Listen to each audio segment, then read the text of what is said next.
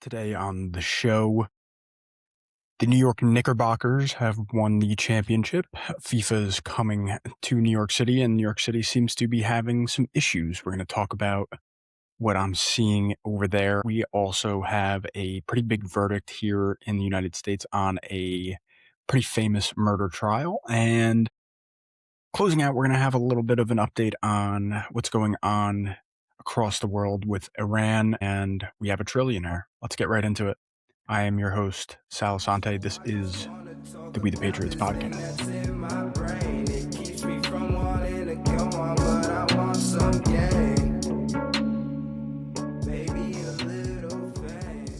So, yeah, what's going on in New York? Well, New York is going to be elated. Apparently, lots of people looking for excuses to do crime and beat the shit out of everybody. We had allegedly a 17-year-old Knicks fan put into a coma. We had plenty of Knicks fans that wanted to get out and cause a ruckus and beat the shit out of Spurs fans and throw eggs at top players and all of this ridiculous stuff. But to be honest, if you don't tell, or if you can't tell, I'm sorry, that I don't really care about basketball and I don't really care about soccer or FIFA or any of this crap. Well, now you know. But what I found more interesting was actually what happened from a criminal standpoint in the last week. And I meant to get onto a show last week and tell you guys, and everything kind of started unfolding as I had a pretty crappy show lined up. So I saved it for this week. So I hope you guys enjoy it. But one of the big news stories was that came on the morning I was going to record last week was that there was a stabbing in Penn Station. Now, being as though I live in northern New Jersey, I like to go to the city, go watch Yankee games, go out to eat sometimes, all this stuff in New York City. It's alarming. As a little bit of an anecdote, the last time that I went to New York City in Penn Station, I saw a pretty there wasn't many, but there was two people in particular that I saw that were very disturbing to see. Just tweakers, people that were clearly on drugs, whether it was fentanyl or heroin, some combination, but, leaning all over the place, not looking mentally stable. And my whole thing was that I can't believe that they being the police and the Metro Police, were not doing anything about it. From my understanding, they pretty much, as long as you're not causing a scene, they kind of let you just roam around in there. You don't need a train ticket. You don't need any of this stuff. And for me, it's a major issue. For example, my girlfriend had went to the bathroom and this one guy was just really not okay, stumbling all over the place. I don't think he was drunk. I think he was clearly on drugs. He was falling asleep, leaning all every directions, like the classic fent lean. And, the whole time that she was in the bathroom, I'm just watching this guy, making sure that nothing's going to happen, because anything can happen. And it's an insane situation. And what ended up unfolding last weekend was that there was one of these people who was mentally unstable, whether he was on drugs, whether he was drunk, combination, whatever it was. And he went on a stabbing rampage. And the response from someone in my position is just not enough. For me, I've already been tentative about going into the city over the past months since Mamdani got in, and the response from Mamdani and from, the police and all of this has been underwhelming, to say the least. It's just been disappointing because, from my perspective, and I'm a layman and I'm not a lawmaker and I'm not involved in police work or any of that stuff, but I think that solving these issues is very easy. You need to have an iron fist, and that's not to say that I want things to be fascist. I don't want things to be communist. I don't want, things to be run as a dictatorship or anything. And that being said, when you have issues with crime, when you have issues with recidivation, when you have issues with people being allowed to do things that are crossing lines every single second of the day in a big city like that, you're going to have issues. And to clamp down, one example needs to be set.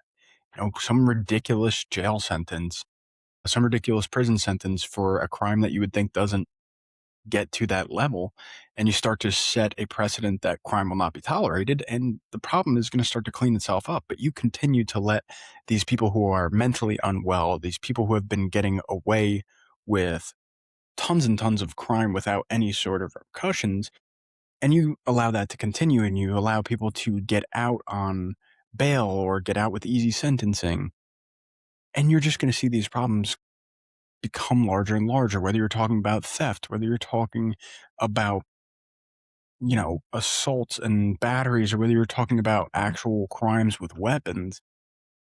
All of this stuff kind of doesn't get solved if you're not going to treat it with, I think, the level of respect that's needed. And I think that this case from Penn Station is just another example along the road, like not allowing these people to walk around freely and all the time and disturbing the public.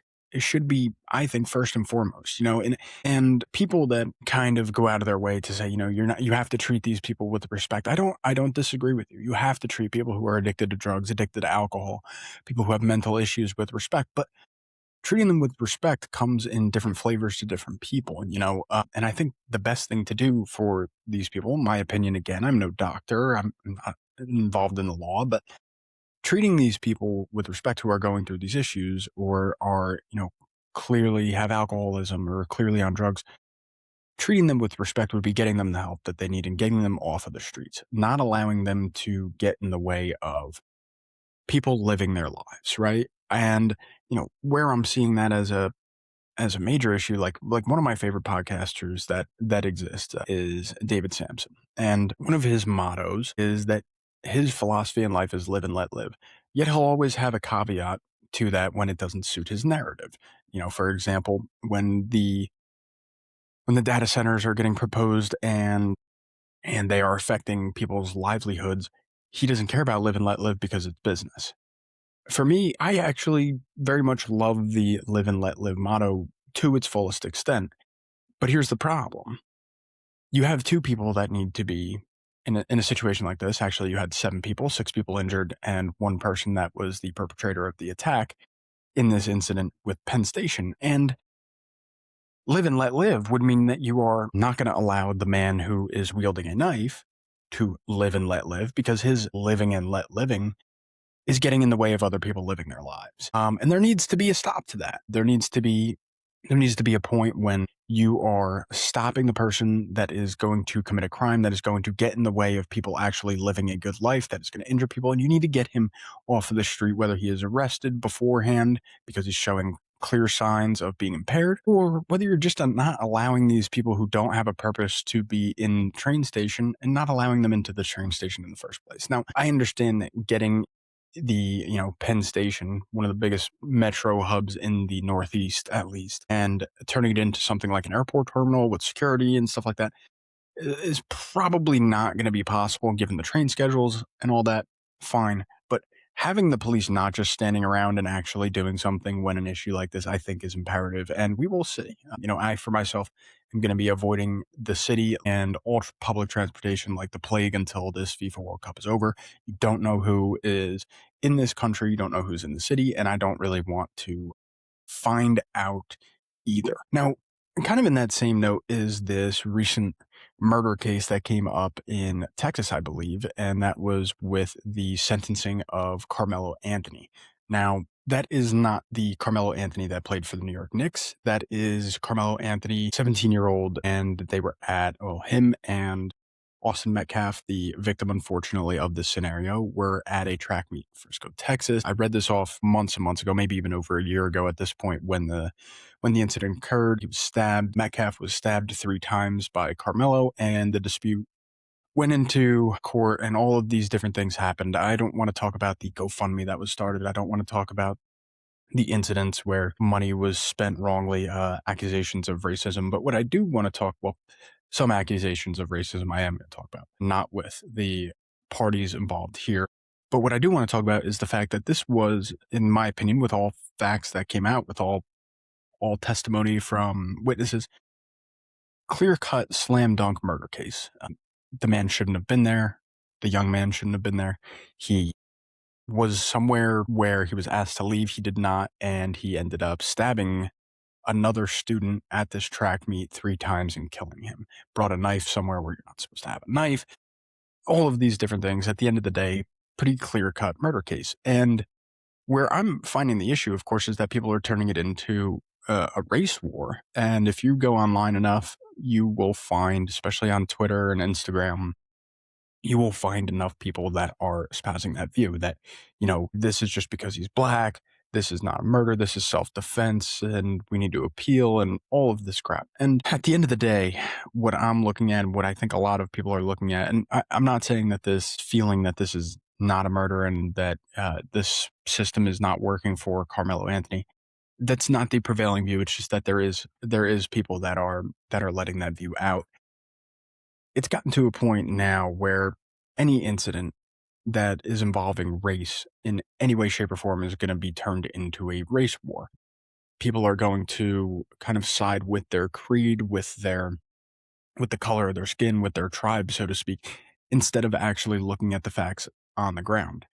What a lot of people like to say is that, if the roles were switched, if it was a white kid who did this to a black kid, what would happen? And my argument would be it would be the exact same thing, because it seemed to be a premeditated murder after words were spoken and threats were made. So with that being said, where I hope to kind of let my opinion out to you people is that if you have an incident that you are extremely close to, or you feel a connection to, you have an affinity towards one of the parties that is involved in the incident, just take a step back, look at what facts are available, and don't jump to conclusions that people are being racist just because they are going against what might be your race.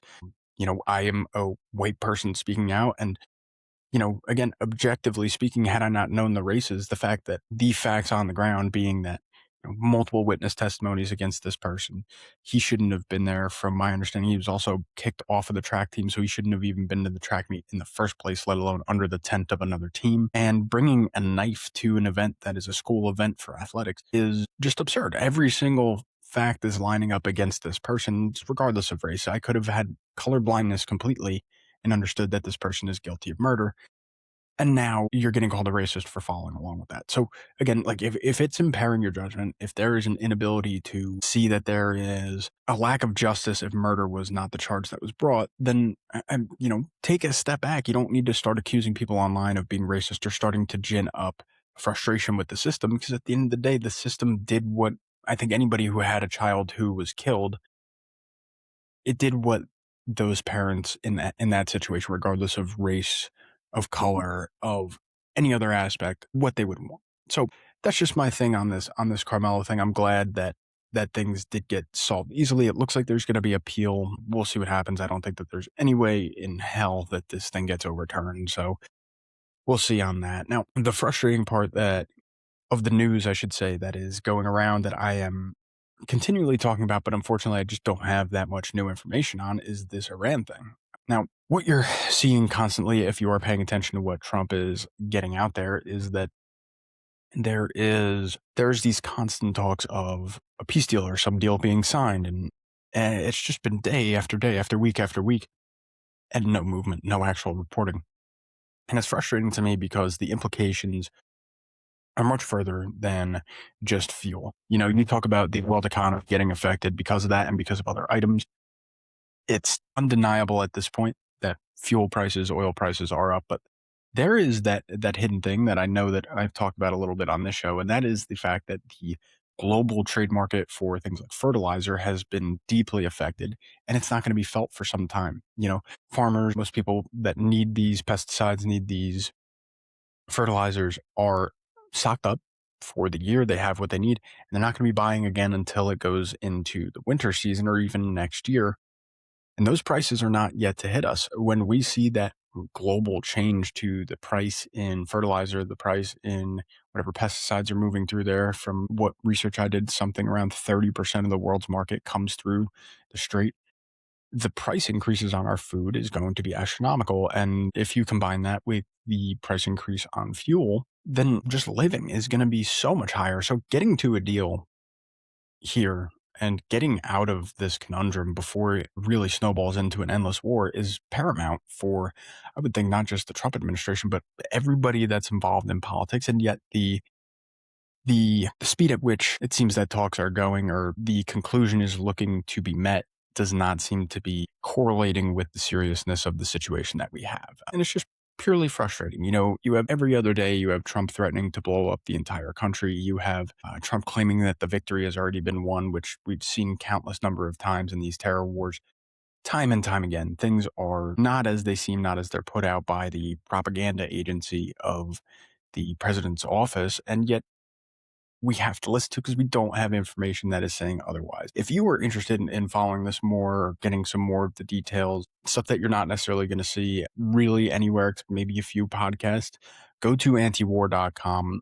Even if you're someone who is not an anti-war person, the reporting is really, really solid. You're getting information from all different angles. You're not just getting the American propagandist viewpoint. I think that it's very helpful, at least for me, to understand. And even as I'm trying to understand it, it's still a slop of shit, so to speak, because you just have no idea what the actual truth is, because Trump isn't going to say it, and neither are the Iranians for that point. So we will see what happens with it. And my guess is that this is going to continue on probably for more than another month or two as talks are hashed out. I don't think that we've seen the end of this, unfortunately. So we'll see. Unfortunately, that's what I have for you. We'll see. And yeah, so moving on to probably my favorite topic of the day and the last one that we will talk about here, and that is that we have a trillionaire in the United States. We have a trillionaire on the world market. Whoop-de-doo. Yeah, I mean, this whole topic with Elon Musk and the SpaceX IPO and the increase in his personal wealth, it's astounding. I mean, he went from something like around $300 billion, which is already an ungodly amount of money in terms of net worth. And that increased by something like 870 or something $billion just with this one IPO of SpaceX. I mean, good for you. Good for him. That's great. Awesome. What I really want to talk about is, well, there's two things that I really want to talk about. Number one is that I think that if you're listening to this show, or you're a follower of shows like mine, or you enjoy what you're hearing here, there's a really good chance that you agree with me on this, but I think it still needs to be said. And that's the fact that, the Forbes list of net worth, and the net worth that is known around the world for people that build companies and stuff like that, are the people that are known. And there are plenty of extremely wealthy, high money, old money families that do not have their wealth disclosed in the way that people like Elon Musk, Jeff Bezos, or Steve Jobs ever did. Those people more than likely have more money, probably significantly more money than people like Elon Musk, but those people are unknown. And I think that it's important to kind of keep that in mind, that there is people that are just, hiding under the rock, that are probably more than likely guiding the world, the way the world is working, our country for sure, but I think around the world, and are shaping what the world really is behind the scenes without us really knowing who they are. And they would much rather it be that way. They don't want to be known. And I think it's important to kind of keep that in mind, that, Elon Musk, as important as he is, and as much money as he's put, into the previous presidential election and all this, there is still that aspect that he is only the allegedly highest net worth that is known. There is still other levels to this game. The other thing that I wanted to talk about with regard to net worth is the problem that I think comes up with net worth. I don't know how many times we talked about this on the show. I know it's come up before. I apologize for keep going for my eyes. The allergies are killing me here. But when it comes to net worth, so many people have the issue that this person has so much money or has too much money. And I just like to point something out. This is the same thing that's pointed out by most people that are at least somewhat intelligent, but I take a step back and just lay my point. Net worth is net worth. What net worth is including is not just cash on hand, but the stock and the valuation and the companies and the assets that a person is holding.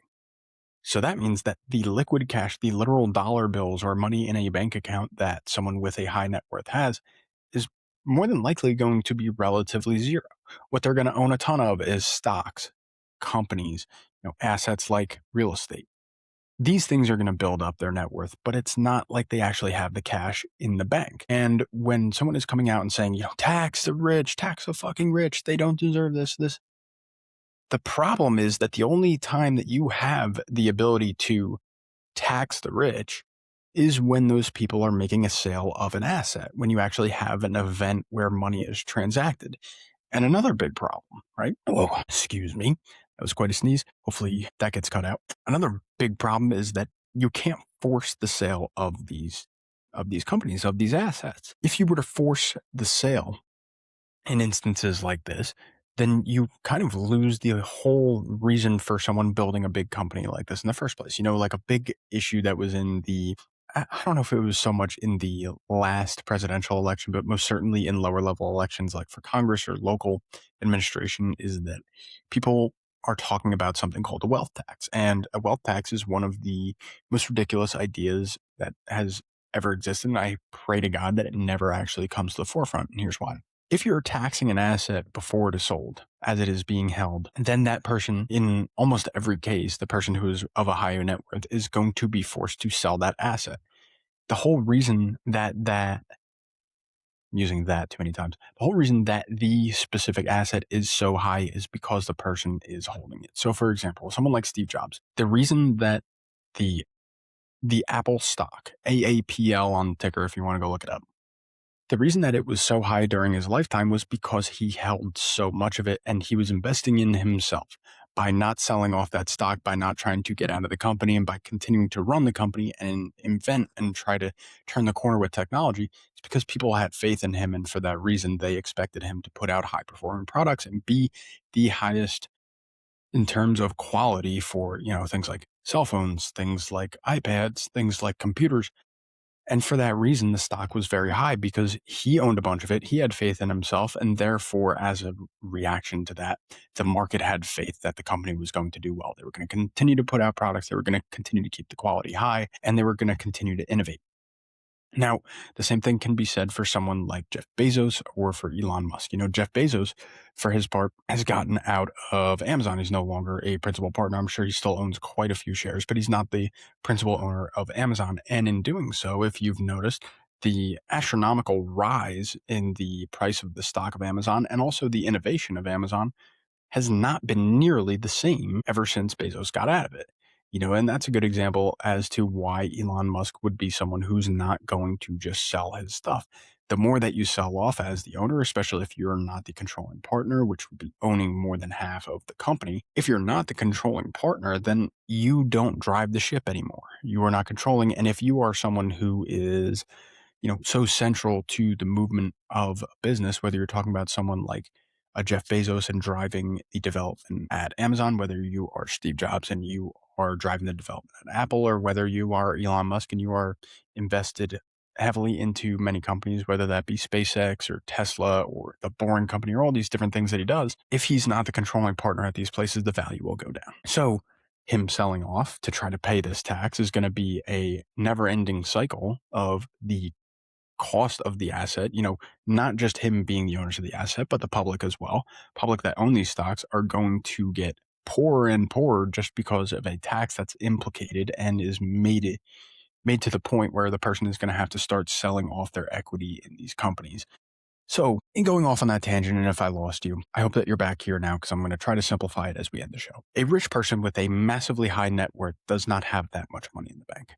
He, being Elon Musk, may have $1 billion, $2 billion liquid in cash, able to spend at any moment. For any other transaction, like going to buy Twitter, for example, he needs to liquidate stock. And that's what he did with Tesla. He did liquidate a lot of stock. The stock is not performing nearly as well as it used to, but he bought another asset in X now, Twitter. The same thing is going to be said of SpaceX. If he is to get rid of this stock, or if he's forced by taxes, the value of these stocks is value of these companies, I should say, is going to go down. That's what's to be expected. When someone is really rich, they do not have that money as cash. And in a lot of cases, they actually have a very small percentage of their net worth as cash.